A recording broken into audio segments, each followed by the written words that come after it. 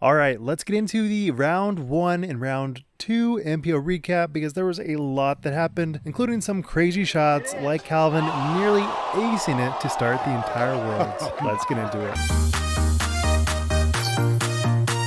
All right, so speaking of Calvin, he's played decent, but also not great. I watched a lot of him in round 2, and I gotta say, he's looking good, but just not dialed. He's making some phenomenal putts, but also making some weird errors, falling a little bit short on his putts. It's just kind of what we would expect a sort of lackluster Calvin to look like, which seems to be a trend at majors. So while this does seem to be one of the best seasons we've ever seen from him, it is just not looking to be a complete Worlds for him. But with that said, he is still only 6 strokes behind and can still make a push towards the top. And tied with him is Paul McBeth. I definitely thought he was going to make more of a push towards the lead after getting 5 birdies through the first 7 holes, but ultimately fell a little bit flat on the back 9, putting him at 7 under for that round. I think he's definitely looking smooth and dialed, just having a couple of weird reactions in these trees, narrow woods, and it's just kind of inevitable. No matter how good you are, you're going to falter. But a clear stat we expect Paul to excel at would be circle 2, and he was having none of it with 0% in his round 2. And then briefly, I want to talk about Evan Scott, who has played a very good season, especially from what we would expect him to have, and I just was not seeing a whole lot of great stuff from him. So when I looked at his scorecard, I was honestly a little bit shocked because basically what I was seeing was just missed putts, not great upshots. But that seemed to be the exception because he was playing a very, very hot round, which included a 38-footer, 49-footer, and 6 27-foot circle 1 putts. So while he might not be making the closest of upshots, he's jamming in those putts. And did I miss something? Oh yeah, he made a 320-foot ace on hole 15. I really don't know how that happens because that shot is very difficult and people don't even really get it to the basket. So the fact that he was able to, I assume, skip ace is just totally absurd, and great stuff from him. And speaking of people that you might not be thinking about all that much, Raven Newsom lighting it up in the B pool. Only 2 strokes back the lead. He was leading after round 1, and because it is B pool, we don't really have any footage from his rounds, but I can definitely assume that he's playing pretty hot and it's not just an anomaly because he played both courses and still remains only 2 strokes back. Next up would be Simon, who I've been watching this entire day as well, and he has been playing totally lights out. There's been basically no moments that I thought he really faltered. Sure, he has a couple of OBs in the front 9, but after that he was just electric. Gets an eagle on hole 12, which is not an easy eagle by any means because it is over 1,000 feet. And watching his upshot on hole 12, he was basically throwing it to the clouds. I didn't see any of it. I was just like, what the heck is he doing? He's gonna go so far OB,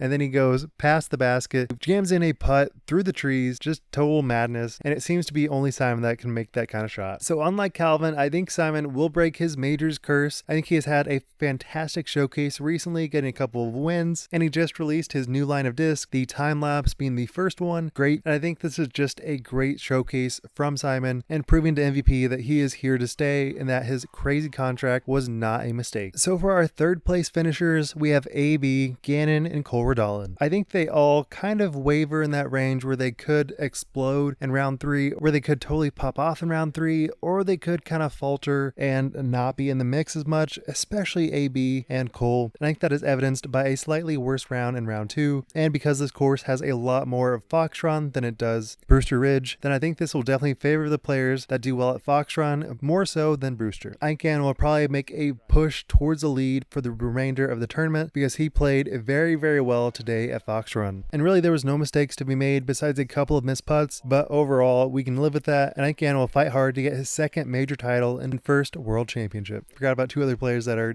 tied in 3rd. That'd be Dickerson and Ricky, and they actually have played together the entire tournament so far, and I think it is fair to say that they are just amazing at these courses. There was no shots that I thought they were really doing bad at. They weren't necessarily having the hottest of starts in round 1, but looking at their confidence and seemingly perfect awareness of how to hit each line at these courses, there's just no way that I believe they'll be out of contention. They're just far, far too consistent here, and I think they have had some lackluster finishes this entire season, but I think this is really their time to shine, and I definitely think they'll get a top 5 finish. But on to our leaders, Nicholas and somebody you probably don't know as much, Grady Shue. And I was actually watching Grady play with James Proctor, and it was pretty clear that he was the dominant player today on his card. Every single shot that I was watching was pretty dialed, nearly perfect, and it was really showcased in his front nine with 5 birdies in the first 6 holes, and the back nine was 8 under. Absolute madness. He is playing super clean. There was no shots that felt forced. His putt was looking dialed, and I don't even think I have any footage of him because I didn't really think he was going to be in the mix, but love to see it. And in addition to him, we have Nicholas, and I think Nicholas is just in his prime form right now, very reminiscent of USDGC last year. It is just perfection. There's no point where I'm worried about him. His putts look so effortless, his drive coming out exactly out of the hand as he wants, and you can just tell his supreme level of focus is making it a very easy time on this course. And really the only mistake was hole 18, which really wasn't even that big of a mistake. He had a great upshot, just has an unlucky roll towards the OB,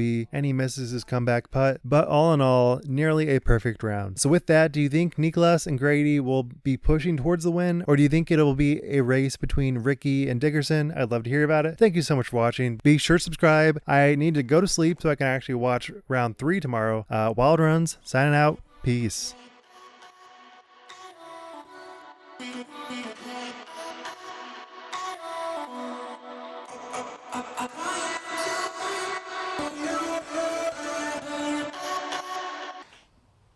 Our first look at Papa Nate this week.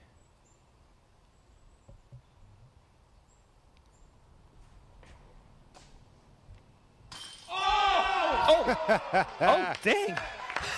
How about that? How about them apples? The rarely seen Eagle Ace at the 15. Wow.